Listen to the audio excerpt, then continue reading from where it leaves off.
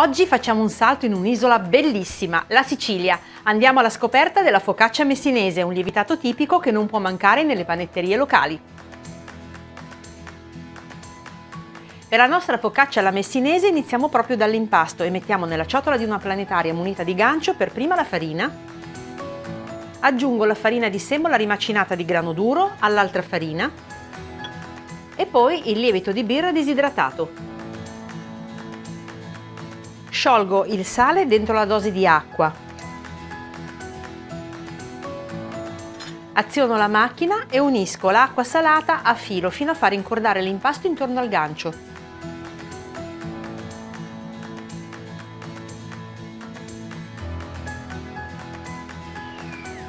L'impasto si è incordato e si è staccato completamente dalla ciotola. Adesso riaziono la macchina e unisco un po' di strutto poco alla volta.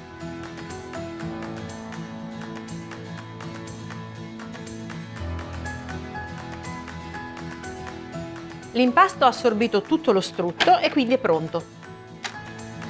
Lo lavoriamo giusto per renderlo liscio e omogeneo. Formiamo una pallina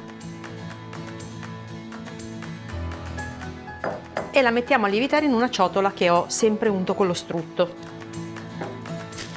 Copro con pellicola e lo porto a lievitare nel forno spento per 2 ore e mezzo. E ora prepariamo il condimento della nostra focaccia alla messinese. Qui ho dei pomodori che ho già lavato e che taglio a cubetti all'incirca di 1-2 cm.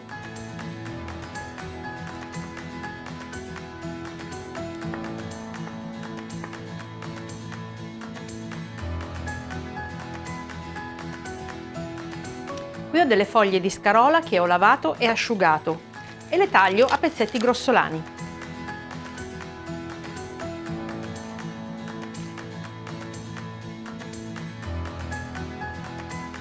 E poi in ultimo tagliamo la tuma, che è un formaggio locale piuttosto fresco, un po' compatto. Se non la trovate potete utilizzare una mozzarella piuttosto asciutta.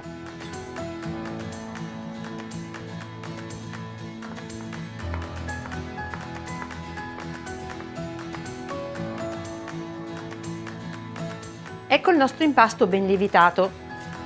Eliminiamo la pellicola. Prendo una teglia e ci metto dell'olio extravergine di oliva. Cospargo l'olio sul fondo della teglia e poi ci metto sopra l'impasto.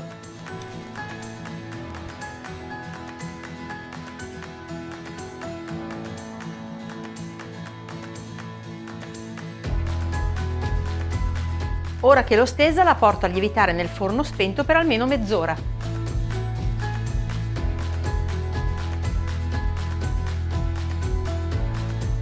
Ecco l'impasto lievitato.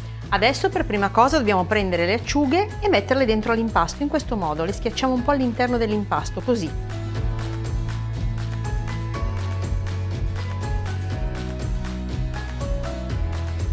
Ora sparpagliamo in superficie la tuma. Ora è il momento della scarola.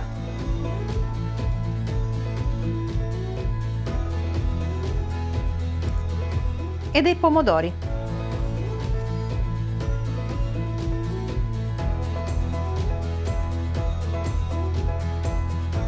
Non ci resta che condire con olio, sale e pepe.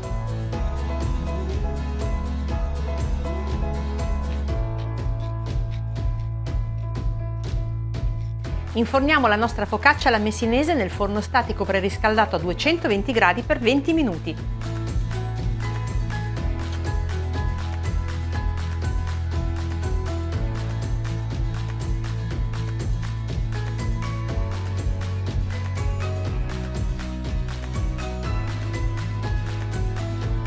Ecco la mia focaccia messinese pronta. In questa ricetta sento tutto il sapore della Sicilia e dei suoi buonissimi ingredienti.